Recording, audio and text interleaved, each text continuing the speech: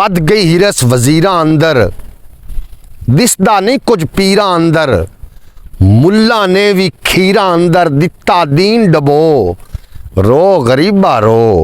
अस्सलाम वालेकुम सज्जनों बेलियो मित्रों, की हाल चाल है? मैं थोड़ा दोस्त मोहम्मद अली खिजर तो तुसी वेखदे पे हो अपना चैनल पंजाबी वसेब।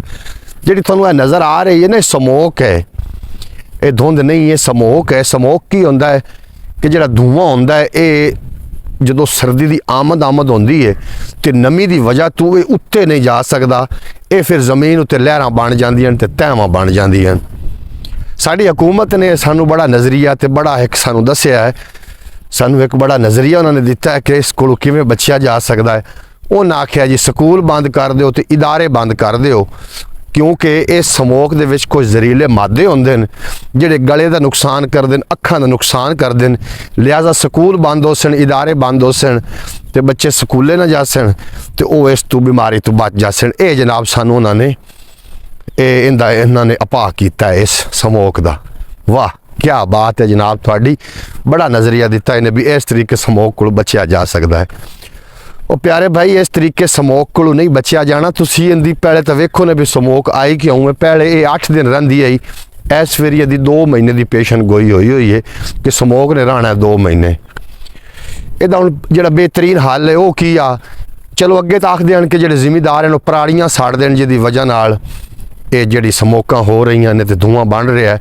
हुण तो परालियां विकदियां ने, ਉਹਦਾ ਗੱਤਾ ਬਣਦਾ ਜਾਂ ਜੋ ਵੀ ਬਣਦਾ, ਹੁਣ ਤਾਂ ਪਰਾਲੀ ਵਿਕਦੀ ਹੈ। ਇਹ ਜਿਹੜੇ ਤੁੱਕੇ ਹੁੰਦੇ ਨੇ ਮੱਕੀ ਦੇ, ਇਹ ਵੀ ਵਿਕਦੇ ਪਏ ਨੇ। ਹੁਣ ਤਾਂ ਖੈਰ ਇਹਨੇ ਧੂਆਂ ਆਉਣਾ ਚਾਹੀਦਾ, ਕਿਉਂਕਿ ਹੁਣ ਤਾਂ ਜ਼ਿਮੀਦਾਰਾਂ ਨੇ ਪਰਾਲੀਆਂ ਸਾੜਨੀਆਂ ਛੱਡ ਦਿੱਤੀਆਂ ਨੇ। ਫਿਰ ਜੀ ਅਸਲ ਇਹਦਾ ਹੱਲ ਆ ਦਰਖਤ ਲਗਾਉਣਾ। ਅਸੀਂ ਦਰਖਤਾਂ ਨੂੰ ਕੱਟੀ ਜਾ ਰਹੇ ਹਾਂ, ਲਾਉਣ ਵਾਸਤੇ ਕੋਈ ਬੰਦਾ ਵੀ ਤਿਆਰ ਨਹੀਂ ਹੈ। ਇਹਦਾ ਹੱਲ ਆ ज़्यादा तो ज़्यादा दरख्त लगते तो असी समोक को जान छड़ा सकते असे।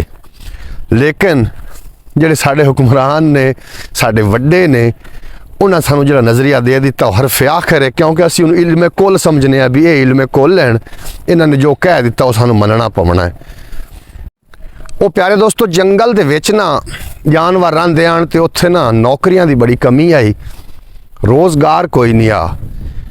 एक रिच नौकरी की तलाश च निकलिया, काफ़ी मारा फिरदा पिया।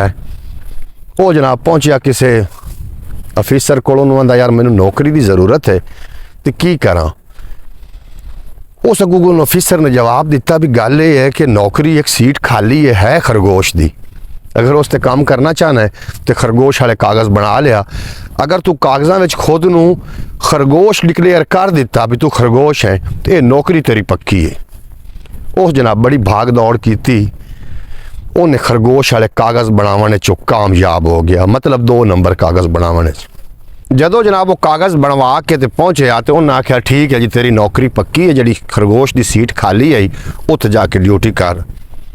हुण रिच नूं की होवे जी, उन्होंने जिहड़ी काम दिता जाए खरगोश वाला दिता जाए तो जिहड़ियां उन्हें सहूलतां दित्तियां जावन वो खरगोश वालियां दित्तियां जावन। वो बड़ा परेशान कि नौकरी तो लभ गई, लेकिन ये जिहड़ियां मेरियां सहूलतां होणियां चाहिदियां वो मैनू नहीं मिल रही।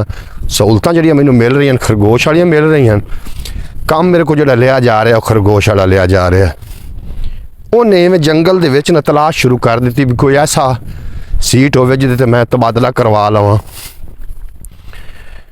किस साल मुक्तसर के वो जनाब एक जंगल के दूसरे नुक्कर ते पहुँचा तो उत्थे खरगोश जिहड़ा हा ना वो ड्यूटी जिहड़ी कर रहा वो रिच की सीट ते कर रहा। मतलब उन्हें जिहड़े कागज़ बनवाए हुए हैं वो रिच दे बनवाए हुए हैं, उन्होंने सहूलतां जिहड़ियां मिल रही हैं रिच वालियां मिल रही हैं, जिहड़ी उन्होंने खुराक मिल रही है या जिहड़ा भी प्रोटोकॉल मिल रहा उन्होंने रिच वाला मिल रहा। रिच उहदे कोल पहुँचा, उन्होंने आख्या यार खरगोश तू जिहड़ी ड्यूटी कर रहा तू कर रहा मेरी सीट ते मैं रिच हाँ तो तू खरगोश है, जिहड़ी मैं ड्यूटी कर रहा वो कर रहा तेरी सीट ते, आपां सीटां ना चेंज कर लईए। वो खरगोश आखण लगा जे ते अगर अपने जड़े ने ना कानून नाफिज करने वाले इदारे जे अगर वो मनते ने तो मैं तो सीट हाँ तैयार हाँ जनाब, सीट मेरी तो तुसी आ जाओ, मैं थोड़ी सीट ते चला जाना, मैनू तो कोई मसला नहीं। वो जनाब रल के जो कानून नाफिज करने वाले इदारियां कोल पहुँचे भी असी सीट चेंज करना चाहते हैं, उन्हें आख्या जी कागज़ लै आओ। जो उन्हें कागज़ लिया उन्हें रिच के कागज़ वेखे, उन्हें आख्या बई तू तो है खरगोश, रिच नूं उन्हें आख्या तो तू है रिच, लिहाजा थोड़ा फैसला बड़ा औखा है। असी कोई 4 रुकनी बेंच मंगाने जजिस का, वो बैठ के थोड़ा फैसला कर सन। उन्हें जनाब चीतियां दी एक टीम तश्कील दी, तो उत्थे जनाब फैसला होना हा उन्होंने दोवां दा। जो चीतियां ने वो कागजात वेखे, उन्हें आख्या नहीं जी तुसी खरगोश ही हो। रिछ ने उन्हें आख्या, तो खरगोश ने उन्हें आख्या तू रिछ ही है, तुसी अपनी अपनी ड्यूटी करो, ये इंज तुसी नहीं हो सकता। वो दोवें बेचारे मायूस हो के जो टुर पे, तो खरगोश नूं आखण लगा भी जिन्हें अपना फैसला किया पता ही कौन आन।